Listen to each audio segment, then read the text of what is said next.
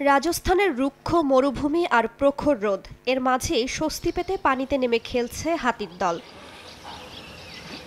জয়পুরের ঐতিহ্যবাহী আম্বার ফোর্টের পাশেই হাতিগ্রাম। এখানে পর্যটকদের পরিবহন আর বিনোদনের জন্য ব্যবহৃত হয় একদল হাতি। তীব্র গরমে সকাল, দুপুর কিংবা বিকেল যখনই সময় মেলে হাতির দলকে গোসল করাতে নিয়ে যাওয়া হয় পাশের পুকুরে।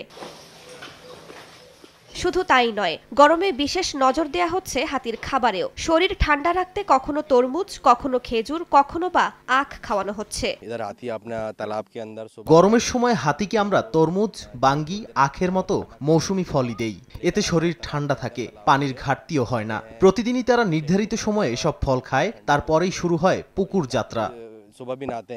জলকেলি আর ঠান্ডা খাবার দুই মিলেই সামলানো হচ্ছে তীব্র গরমের ধকল। ভারতের আবহাওয়া দফতর বলছে চলমান গ্রীষ্মে দেশ জুড়ে থাকবে প্রচণ্ড তাপপ্রবাহ, বিশেষ করে উত্তর পশ্চিমাঞ্চলে। আর তাই বাড়তি নজর হাতির জীবনযাত্রায়।